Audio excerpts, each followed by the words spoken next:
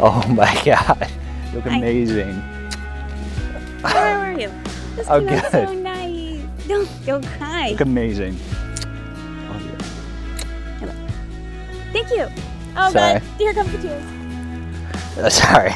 You look amazing. Oh my God. I know, look at It's this. so beautiful. Oh my God. Your hair's amazing. Look at that. My clip. Yes. And the earrings look so Oh, perfect yeah. too. Dangly with the hair up. Oh my God. You look amazing. You look good. Are you excited? Yeah, are you excited? Are you calm? Yeah. I'm trying. Yeah. Your glasses been trippy. I know. You have to clean those before you get Yeah. up. Yeah. Are you excited? Yeah. All right.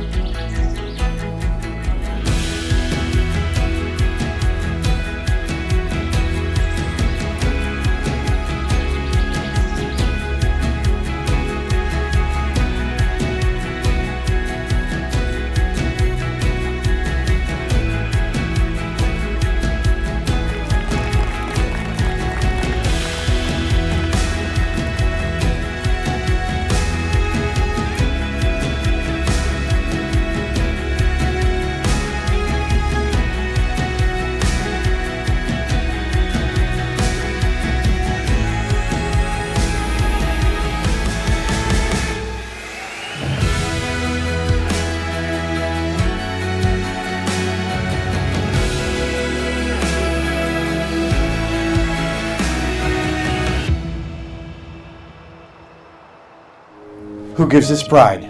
Stephanie Carbo to be married to his groom, James Ippolito. I do. Of course you do.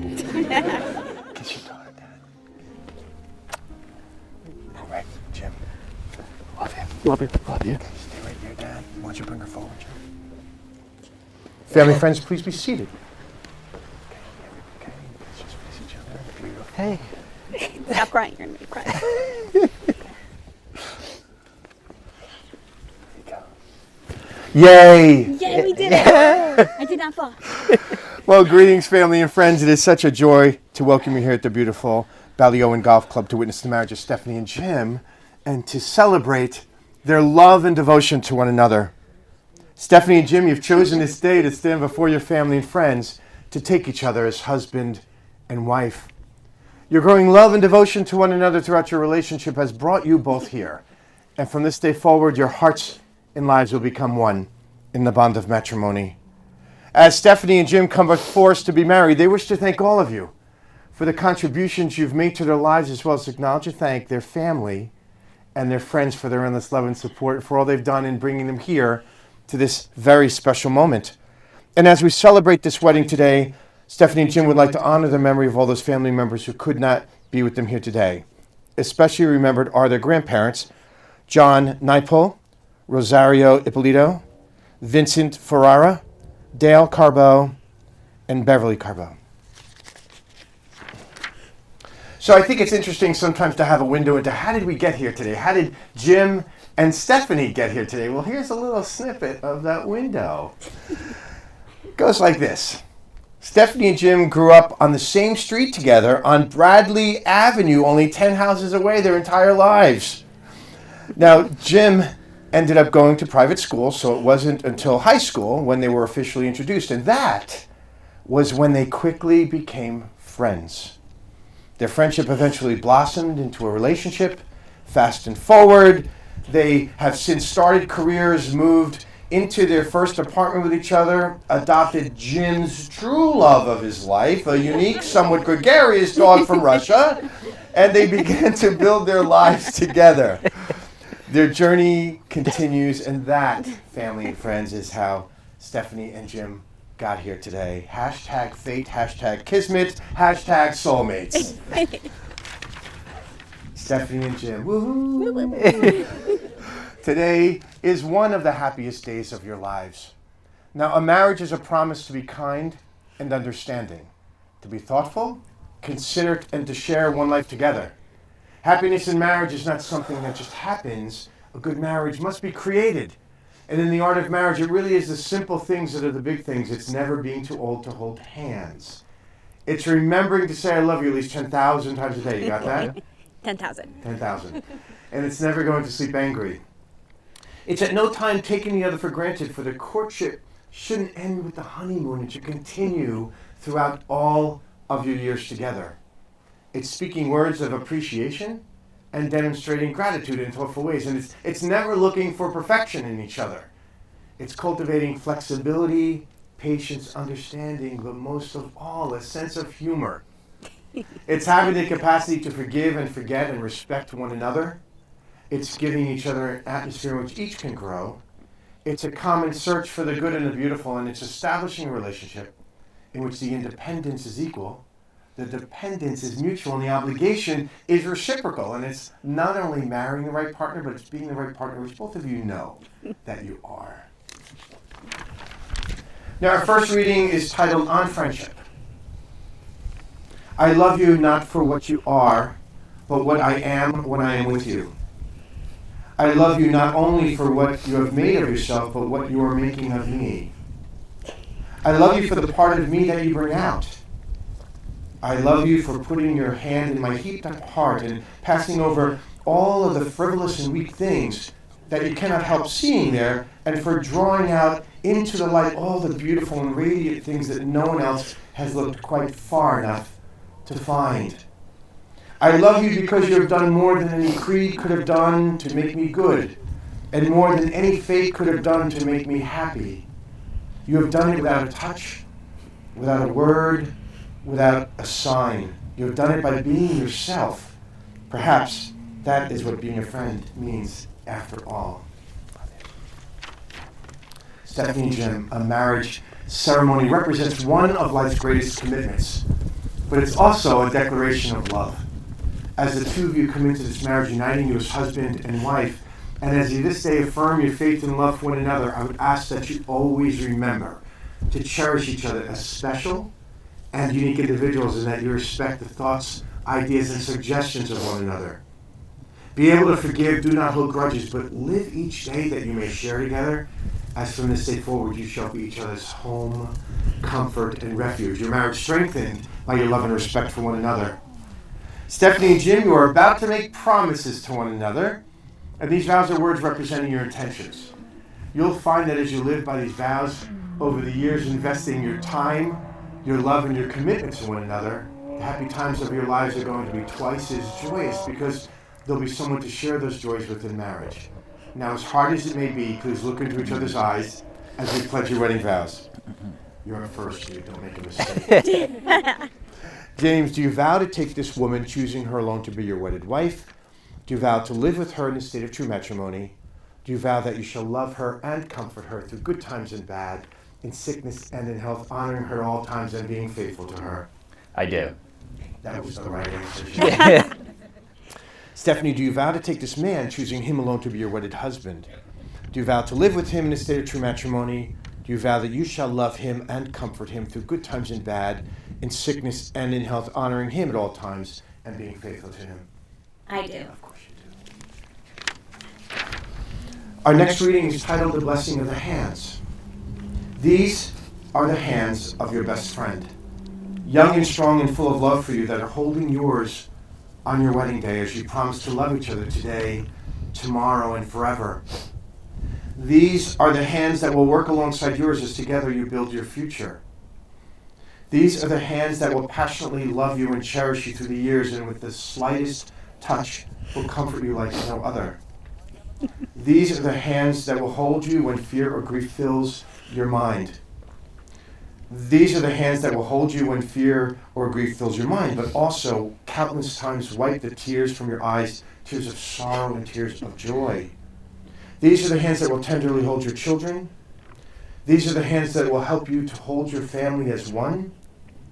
These are the hands that will give you strength when you need it. And lastly, these are the hands that, even when wrinkled and aged, will still be reaching for yours and giving you that same unspoken tenderness with just a touch. Now, the circle has long been a symbol of marriage, and these circles are made of precious metal to represent the precious nature of your relationship. Being unbroken circles, they also represent unending love.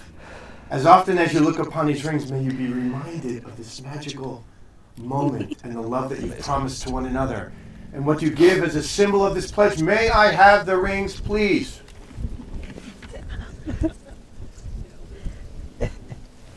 Nice job, John. Yeah. Here you go, buddy. First, okay. Jim, as you place this ring on Stephanie's finger, please repeat after me. Stephanie, I give you this ring. Stephanie, I give you this ring As a symbol as a symbol of my love for you of my love for you and my choice to share and my choice to share my life's journey with you. my life's journey with you. I pledge my love I pledge my love today, tomorrow, and always. and always. Nice. Here you go, Stephanie. Got it. Stephanie, as you place this ring on Jim's finger, please repeat after me. Jim, I give you this ring Jim, I give you this ring as a symbol as a symbol of my love for you of my love for you and my choice to share and my choice to share my life's journey with you. my life's journey with you. I pledge my love I pledge my love today, today, tomorrow, and always. and always. There you go. Guys, grab your hands together for the blessing of the rings. God bless these rings that Stephanie and Jim wear. May they ever abide in thy peace, living together in unity and love and in happiness. Amen. Stephanie and Jim, I want to wish you both much joy and happiness on this wonderful new journey together. Just remember to keep as much laughter in your lives as long as you do. Love will never be far behind. Stephanie and Jim, because you've committed yourselves to each other in marriage and demonstrated this by exchanging your vows, joining your two beautiful families together and giving each other rings, it is with great joy and happiness and, of course, my honor to now pronounce you husband and wife. Jim, you may kiss your beautiful bride. Mr. and Mrs. James Ippolito!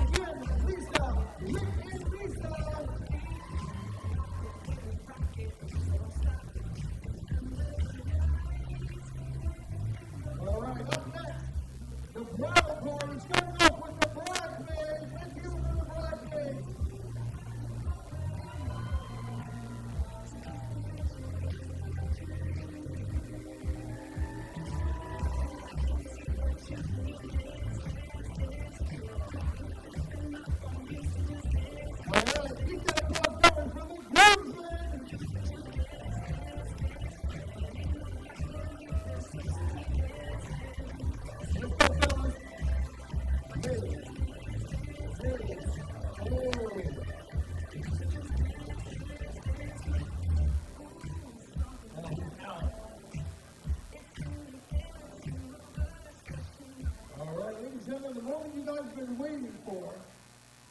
You guys gotta make those for our bride and groom. For the first time as husband and wife, Mr. and Mrs. Evelina!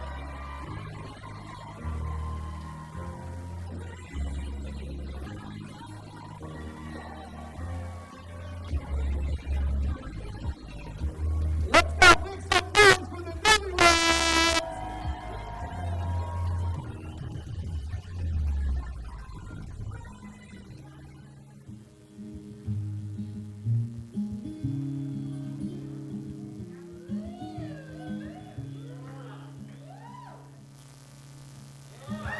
You look so wonderful when you dress. I love your hair like that. The way it falls on the side of your neck, down your shoulders and back. We asked around the bay all of these lights and people told tonight. You got the kind of look in your eyes as if no one knows anything but us. Should this be the last thing I see? I want you to know it's enough for me. So that you are is all that I'll ever need. So in love, so in love,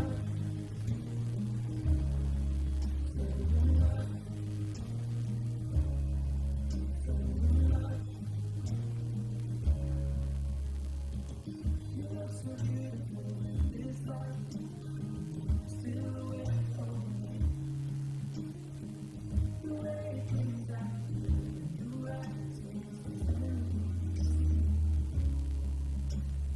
your love, your voice sticks around in the skin. Just lay down and take a breath. Just say the word and I will disappear into the love. Should this be the last thing I see? I want you to know it's enough for you. So that you are is all that I'll ever need. So in love, Ladies and gentlemen, give it up for the bride and the groom. Congratulations.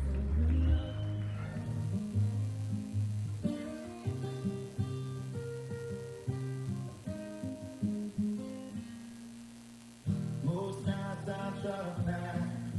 Got you climbing on my back, saying, Daddy, when am I gonna see you again?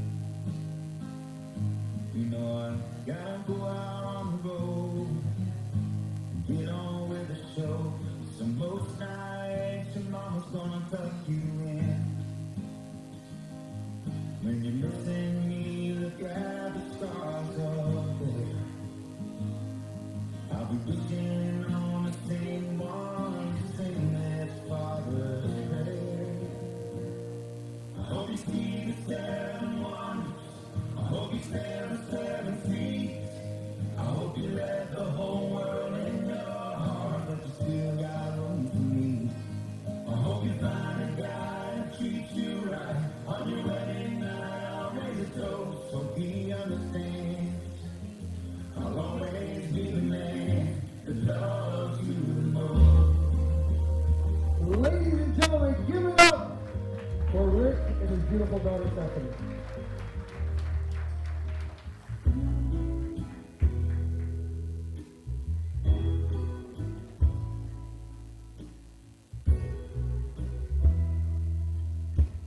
Love is a bird, it ain't a thing.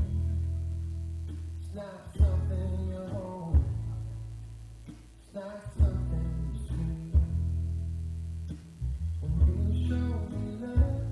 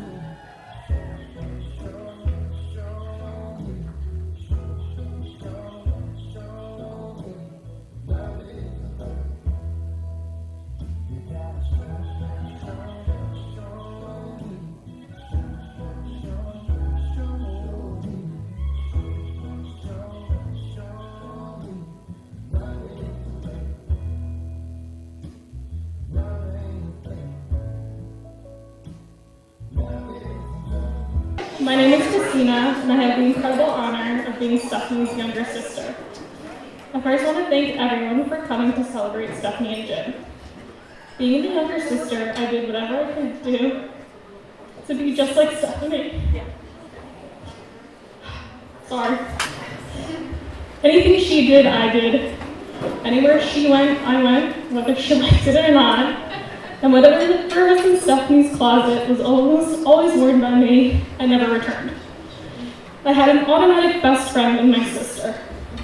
As we grew up, I realized what made Stephanie so special in my eyes.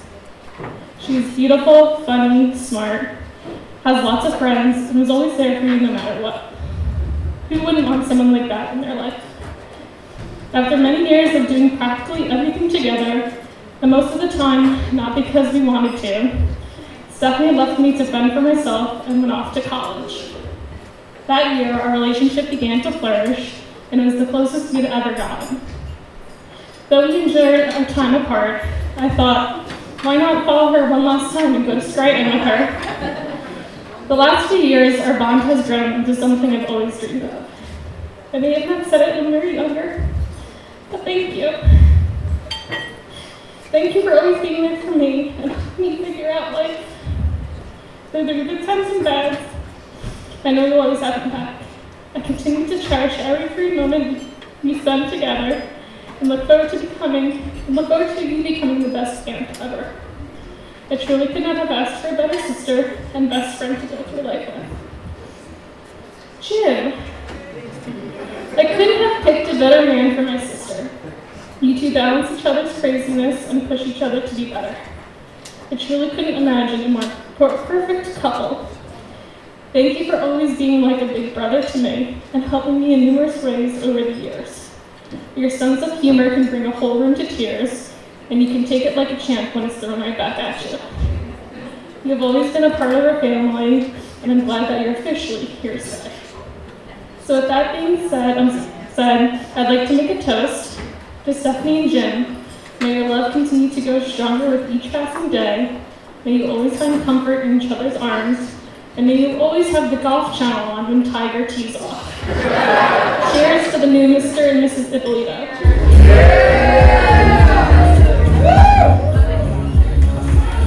Before I get into this best man speech, which I'm honored to be here, can we just all give a quick round of applause and recognize how amazing the bride and groom look tonight?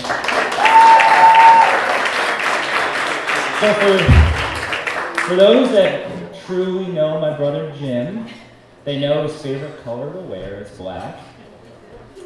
Seriously, if you look in his closet, you'll find 25 identical pairs of black t-shirts and black sweatpants. So it's no wonder that he pulls off a black tux like this. And Steph, you look absolutely stunning today.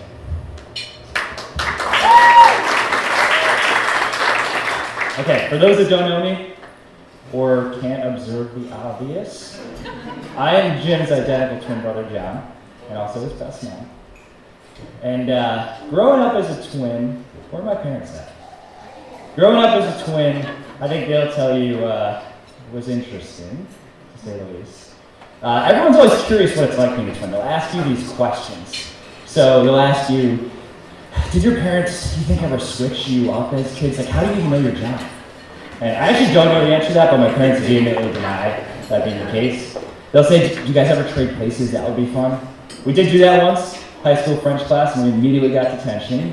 So we didn't do that again. The most popular one, actually like 60 of you have asked me this day, do you guys have twin telepathy? Can you read each other's minds?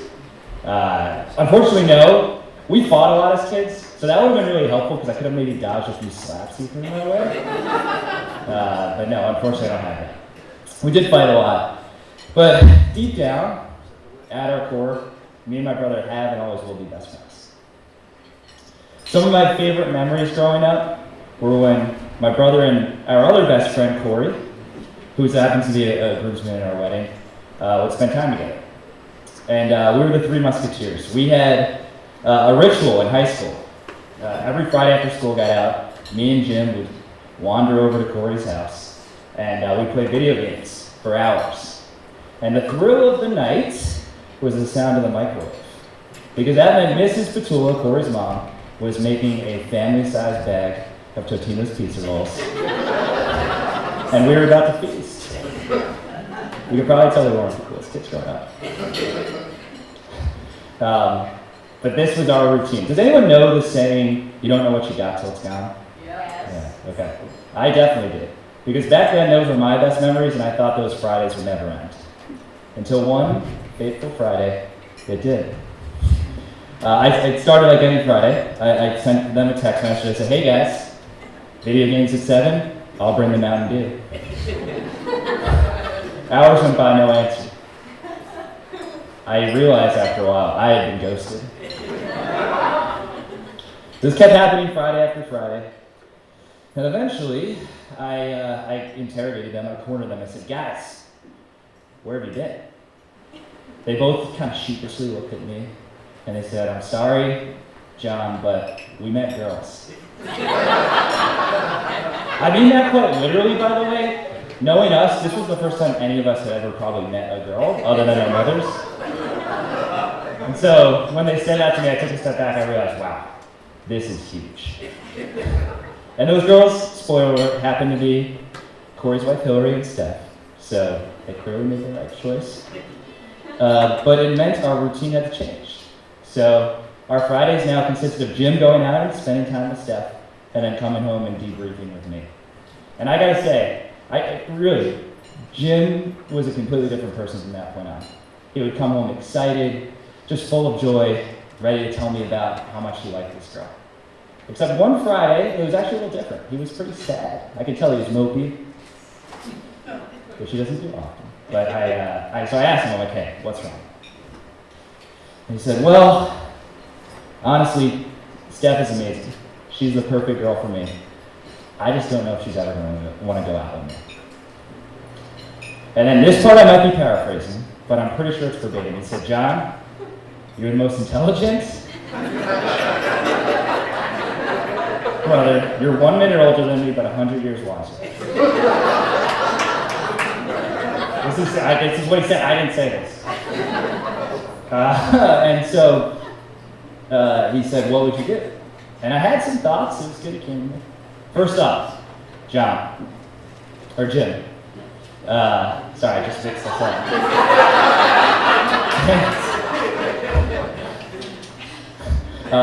Jim, you're looking for dating advice from a guy who now plays video games by himself on Friday nights. I'm probably not the best resource for this. Second, this is a crazy idea, but have you tried asking her? And he eventually did, and luckily it worked out, that's why we're all here. But there was a third thought I did not share that day, but I want to share now. I thought to myself, who is this person that has captured my brother's heart, and how is she more special than video games to me? That mystery was very, very shortly lived, because the second I met Steph, I understood. Steph, you're the most kind, caring, empathetic person I've ever met. The way that you put other people's needs above your own is amazing. The way that you're selfless with your family and friends is admirable. You're patient, especially when you have to wait for Jim to watch a video of his own golf swing for the 100th time. And you've made enough room in your life to welcome Jim's second true love, his adopted Russian dog, Gypsy.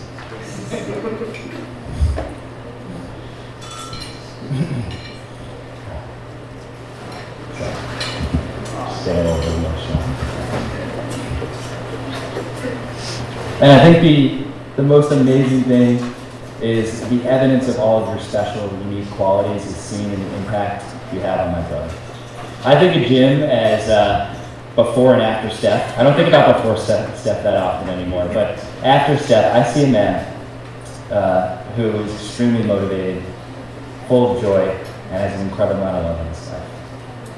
So I can finally forgive you, Jim, for ditching me on those Fridays, because it's definitely worth it. Okay, so I'm a minute older, I just mentioned that, my brother, but I've kind of been holding that over his head for, I don't know, your entire life. And so I like to do things just like slightly before him, And so I think I'm going to conclude as a guy who's been married for quite some time, aka 112 days. I'm going to conclude with a little bit of marriage advice. Okay, so one, the ring. We don't wear rings that often. We don't wear jewelry. It's going to feel weird for a little bit. If it gets itchy, you do not have to Google, how do I know if I'm allergic to metal like I did? You'll get used to it. If you do argue in marriage, which I'm not saying that'll ever happen, if you do, Jim, you can be right sometimes. Just know you're also always wrong. And three, people talk about marriage as compromise, and I'm sure they're right. The one thing you should not compromise on is what you put on the TV, because the answer is always Real Housewives. Except on Master Sunday. So with that being said, I'd like to raise a glass to this incredible couple on this incredible night, and excited to celebrate with you guys. Love you guys.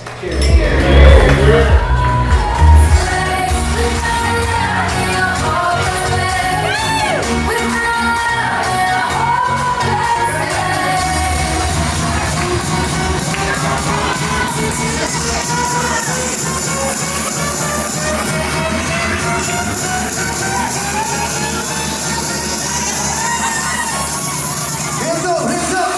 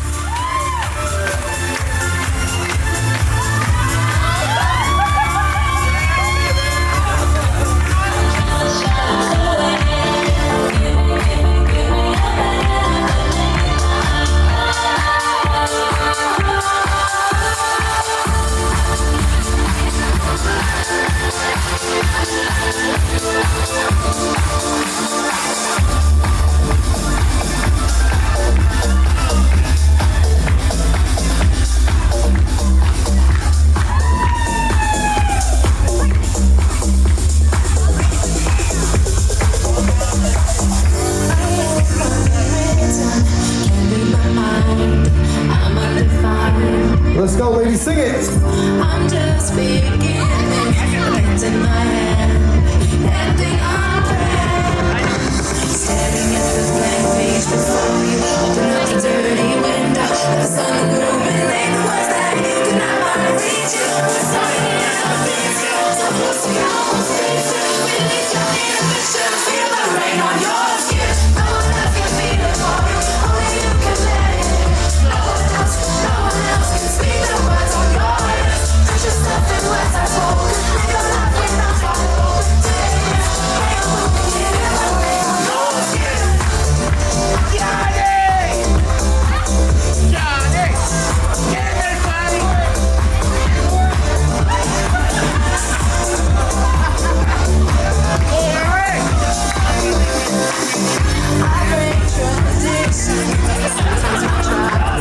Oh, who's going next in the circle?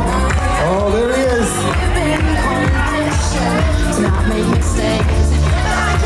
Let's go, cheer him on, cheer him on. Oh, you're next. Open up the dirty window, let the sun illuminate the words that you cannot find. Reaching for something in the distance, so close you can almost taste it. Release your inhibitions, feel the rain on your skin. No one else can feel it for you, only you can let it. No one else can speak the words on your lips. Just something words on spoken. Feel the light when I fight over.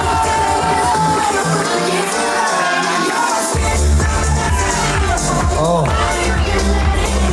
One on, let's go.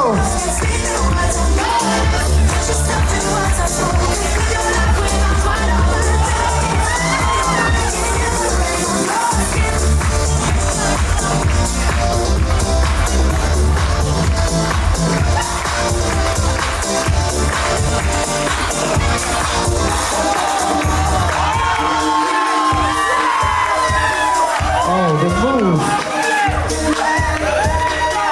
You guys gotta make more noise than that. Let's go. Low, low.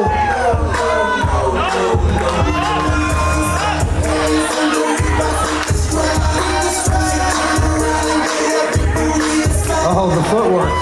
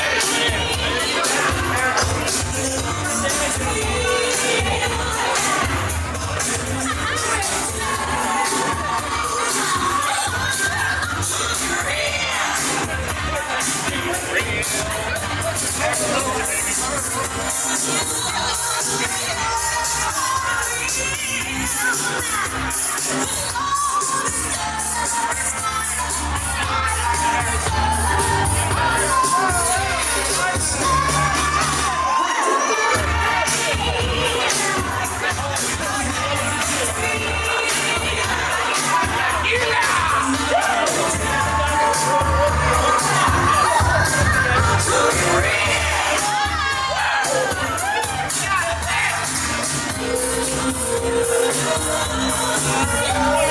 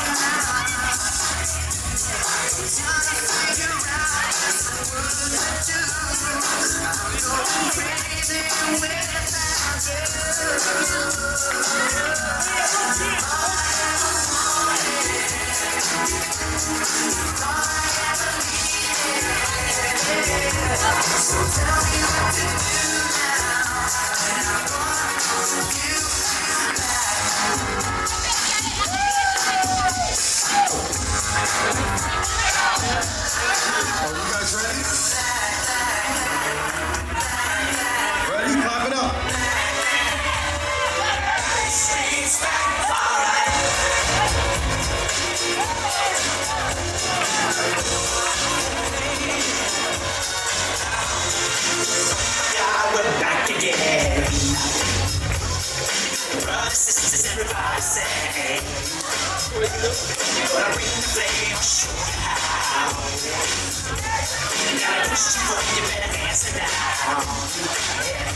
I the reason